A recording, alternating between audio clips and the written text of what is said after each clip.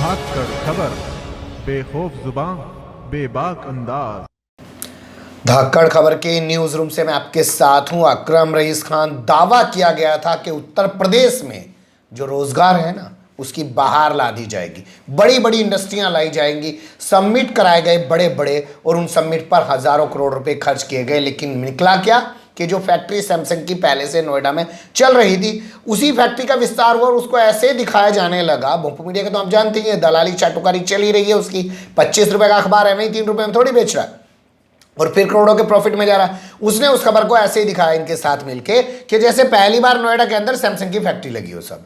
अब एक नया चरित्र इनका सामने आ रहा है, क्योंकि सांच को आंच नहीं है, ये कहावत आपने सुनी होगी। और झूठ के पाव नहीं होते हैं साहब। झूठ बोलने वाला दूसरों का पेट भर सकता है, खुद तो भूखा मरेगा। यानी कि अपने लोगों को भूखा मार सकता है, बड़ी बड़ी बातें करके, छोटी छोटी बातें कर करके, बड़ी बड़ी चीजें कर करके वो दूसरे का पेट भर सकता है, लेकिन वो भी सिर्फ बातों से, खाने से नहीं भर पाएगा। वो स्थिति इनकी आ रही है। कानपुर से जो चमड़ा उद्योग है वो उठ के जा रहा है वेस्ट बंगाल। उस वेस्ट बंगाल में जा रहा है जिस ममता बनर्जी को ये दुश्मन की तरह प्रेजेंट कर रहे हैं, ये खुद भी और इनका भोंपू मीडिया भी। तो क्या है पूरा मामला, उसी को समझेंगे कि यूपी छोड़कर क्यों भाग रहे हैं चमड़ा उद्योग के कारोबारी, व्यापारी, इंडस्ट्रिस्ट।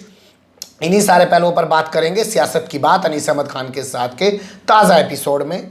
क्या है मामला सर? महाराज तो बड़ा बड़ा दावा करके आए थे, बड़ा सारा सबमिट कराया था और अब यहाँ से खबर आ रही है कि व्यापारी कारोबारी खुद ही भाग रहा है, वो भी वेस्ट बंगाल भाग रहा है। पूरे इंडस्ट्री की तबाही है यूपी में। सिर्फ कुंभ एक इंडस्ट्री जो चला रहे हैं, बिल्कुल क्लियर बात है। ये जब से योगी आए हैं तो चमड़ा उद्योग के ऊपर वो गाज जब गिरी है जब इन्होंने स्लॉटर हाउस बंद करना शुरू कर दिए, अवैध बूचड़खानों पर रोक लगाने के बाद ये चमड़ा उद्योग बंद हो गया, पूरे यूपी से बंद हो गया। क्योंकि जब जानवर पुराना जैसा भी है वो कटता था, उसके बाद जो उसका चमड़ा जाता था वो कानपुर की में सबसे मशहूर टैनरीज हैं। और आपको पता होना चाहिए विश्व के 4-5-3 जो बड़े मुस्लिम हैं जिनको फोर्ब्स इंडिया में नाम आता है, उसमें अहमद टैनरी वाले हैं जो उनकी टैनरीज हैं, वो उनका नाम भी इसमें आता है। अब बताइए इतने बड़े बड़े लोग टैनरीज के हैं। और मेरे कई जानना मैं गया हूँ, एक एक टैनरी वाले के घर में 4-4, 5-5 मर्सिडीज खड़ी होती थी। वो सब रो रहे हैं इस मामले में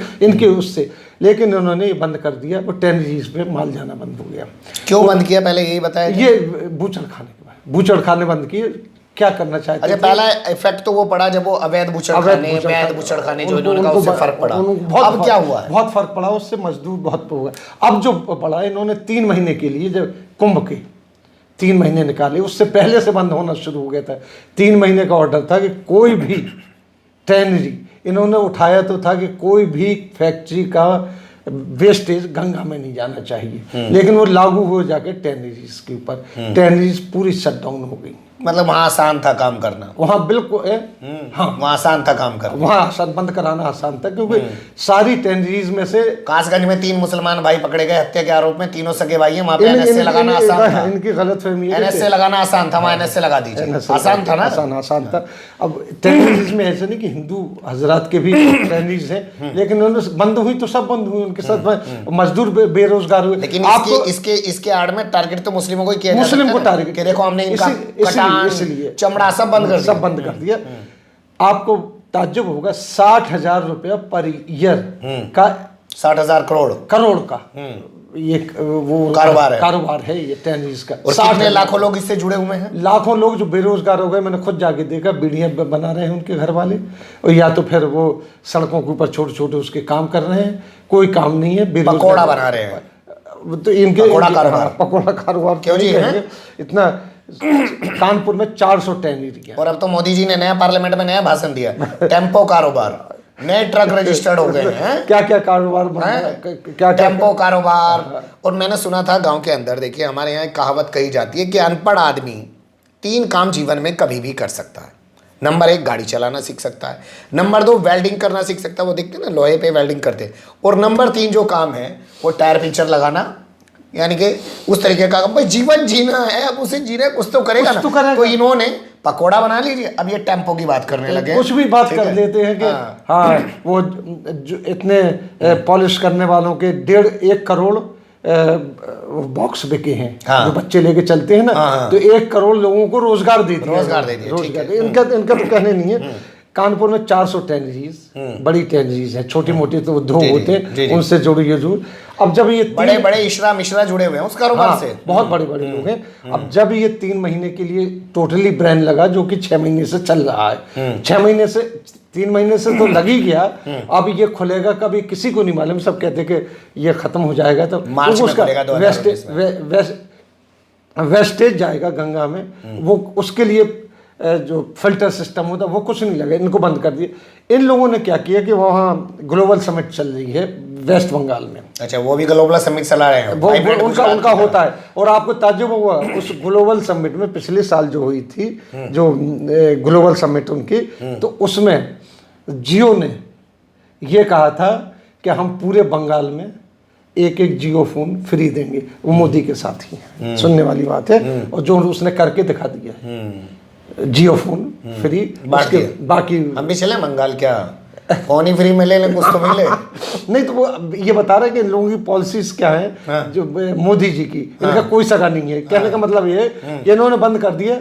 इसमें से 80 लोगों ने अप्लाई किया अब इसी समिट में। तो 2 हफ्ते के अंदर समिट के पहले उन्होंने अप्लाई किया होगा समिट में, 12 टैनरीज को उन्होंने लेटर जारी कर दिया है। किस इलाके में दिया है? ये कोलकाता के पास बनतला इलाका है, जहाँ के टैनरीज हैं इनकी, पहले से ऑर्डर भी हैं ऑलरेडी पहले से। हाँ। उन्होंने कहा कि आप कानून के दायरे में आके हमारे यहाँ इतनी जमीन जितनी उन्होंने की, 80 ने अप्लाई किया, 12 को दे दिया। क्या पहले से चमड़ा उद्योग है वेस्ट बंगाल में? वेस्ट बंगाल में बहुत बड़ा चमड़ा उद्योग है। वेस्ट बंगाल के जो बंगाली बैग हैं, बेल्ट्स हैं, और भी पर्सेज हैं, पूरी दुनिया में मशहूर है, वहाँ से जाता है।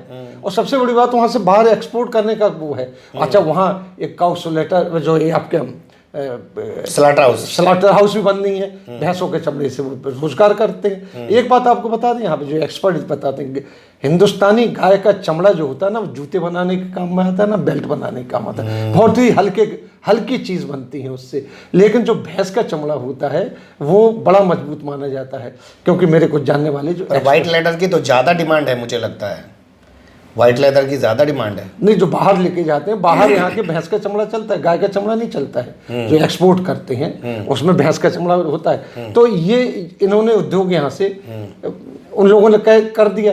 अब इसके साथ साथ आप एक सवाल करेंगे कि इतनी जल्दी कैसे हो गया, तो ये ममता बनर्जी, ये ममता बनर्जी वो भी चाह रही हैं कि मोदी सरकार की इस बहाने ममता बनर्जी के वे ऑफ वर्किंग है, स्ट्रेटजी है, यूपी की बैंड बजा के अपने यहाँ कारोबार बुलाऊं जल्दी से। ये वो है जिसने टाटा को नैनो नहीं लगाने दिया था नंदीग्राम से हटा के ही दम लिया था, बैठ गई थी। ये आंदोलन से जुड़ी हुए लोग हैं। देखिए, मोदी इसमें बड़ा फर्क है। आंदोलन ठीक है, लेकिन आप ये भी तो देखिए ना, अगर योगी के राज से आके कारोबारी कह रहे हैं हम आपके यहाँ कारोबार करना चाहते हैं, तो भाई तो इनको तो घड़ी की चौथाई में मौका दो। योगी की बैंड नहीं साहब, वहाँ 2 चीजें हैं। कारोबारी ऐसे नहीं जाता है, कारोबारी और जगह क्यों नहीं गया, मध्य प्रदेश क्यों नहीं गया, वहाँ भी नर्मदा बहती, कहीं कलकत्ता ही क्यों गया, क्योंकि उसको या यूपी से वो कह देता भाई हमें हरियाणा भेज दीजिए, यहाँ से भी तो कहीं ना कहीं तो जगह मिलती।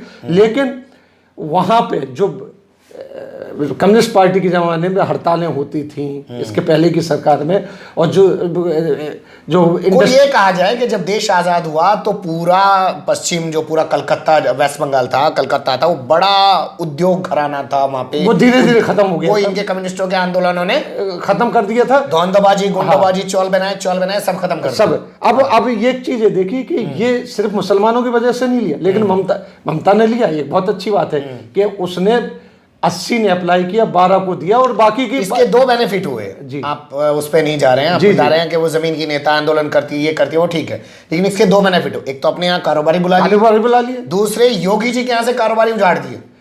वो हर उस जगह अटैक करेगी। अब इससे हटके थोड़ी हम पॉलिटिकल बात करते हैं, जहां मोदी का इंटरेस्ट होगा। जिस तरीके से इन्होंने उसके एक IPS अफसर के ऊपर, उसके पुलिस के ऊपर अरेस्ट वारंट दिया कमिश्नर के ऊपर, तो आप देखिए 2 दिन से कंटिन्यूअस जो राजेश्वर राव CBI नागेश्वर राव CBI के वो थे, पूर्व अंतरिम डायरेक्टर बनाया गया था, उसकी पत्नी के ऑफिस में रेड पड़ा है, उसकी वाइफ के ऑफिस में रेड पड़ा है, और तमाम छोटे छोटे CBI के ऑफिसर्स के ऊपर। अच्छा मान सकते हैं हम किसे? कि भाई सीबीआई से मोदी जी ने तुम्हारे यहाँ रेड करा दी, तुम अपनी पुलिस से सीबीआई के यहाँ रेड करा रहे हो, ये अच्छा मान सकते हैं? नहीं, क्या अच्छा लोकतंत्र के लिए नहीं, अच्छा है? आपने गलत किया। नहीं तो क्या अब यही होगा कि तुम ऐसे करोगे तो हम ये करेंगे? ये पर पार्टी किसने डाली है? ठीक है, किसने डाली, तुम लेकिन ये क्या कर रहे हैं? नहीं, ये पर पार्टी जनाब मोदी जी ने डाली है 2014 से। मुसलमान शांत है, उसके साथ भी इन्होंने ऐसे युद्ध की घोषणा कर दी कई बार की है। यानी अब तक कि गोली किसी को लगी, गाय किसी ने काटी, बंद मुसलमान हुए, ये चीज हो रही है। कोई भी सरकार है नहीं, यूपी में तो खास तौर पे एक जुल्म सा हुआ था। 13 तारीख को फिर से ममता बनर्जी दिल्ली आ रही हैं, 2 दिनों का बड़ा धरना देंगी जी। क्यों, कैसे देखते हैं? कैसे देखते हैं? वो तो ये चलेगा, ये ममता से टक्कर ली, कोई छोटा मोटा, यानी ममता वो है जिसने कम्युनिस्ट कितने साल से जमे हुए थे उनको ऐसे उखाड़ के फेंका कि दोबारा जमने का नाम नहीं ले रही है। उसने पूरा उनका काटर चौपकट कर दिया। यानी कि हम ये नहीं कह सकते कि वो सीएम बन गई हैं तो अब उन्होंने वो सब आंदोलन वाली चीजें छोड़ दी हैं, वो अभी भी वही ममता है। वही ममता है, वही चप्पल पहनती है, उसी घर में रहती है, पैदल चलती है, पब्लिक के बीच में बैठ जाती है। और सबसे बड़ी बात, आपको एक बात बताएं, क्या वो भी तो तुष्टिकरण ही कर रही है ना सर, वोटों को अपने पास रखने के लिए? वो तो कौन नहीं करता है, कौन नहीं। अगर आपके पास वो ताकत ना है, आप जिम जाते हैं, किस लिए जाते हैं? हम क्या जिम जाते हैं तो क्यों जाते भैया? तुम तो वैसे दूसरे को मारने को थोड़ी मारने को नहीं जाते, अपनी ताकत अपने अंदर तो रखते, तो उनकी ताकत है। आज वो मुसलमानों को आगे लाती है हर चीज में। इसका भी इकबाल अहमद टैनरी का जो डायरेक्टर है उनका, इकबाल, आप कहें इकबाल अहमद को क्यों रखा, शंकर प्रसाद को क्यों नहीं रखा? ये तुष्टिकरण नहीं है। आप जो आप बयान देते हैं अमित शाह कि हम चुन चुन के हिंदुओं को यहाँ पे बसाएंगे, ये तुष्टिकरण नहीं है। अगर वो तो करते ही है।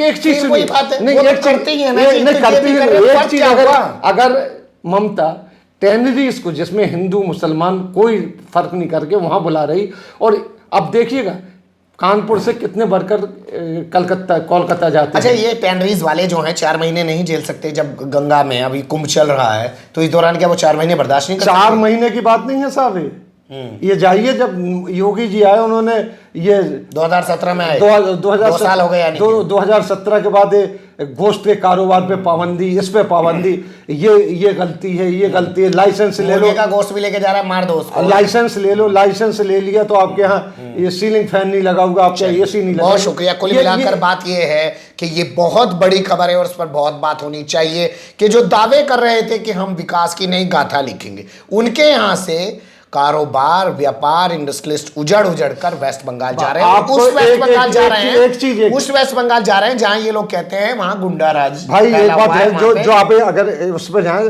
60,000 करोड़ का तो इनका कारोबार था, जब बंद हुआ तो 100 करोड़ रुपए का कि अधिकतर राजस्व का नुकसान हुआ है यूपी को। जी, यूपी ये कौन भरेगा? यूपी को जबरदस्त नुकसान हुआ है। तो कैसी लगी आपको एक कोशिश? कमेंट्स के रूप में आप लोग अपनी राय दे सकते हैं, खबर को लाइक कर सकते हैं, चैनल को सब्सक्राइब कर सकते हैं और ज़्यादा से ज़्यादा हमारी खबरों को शेयर कर सकते हैं। फिर ऐसे ही किसी सुलगते हुए उलझते मुद्दे लेकर हम आपके सामने होंगे हाजिर। फिलहाल अभी हमें दें इजाज़त।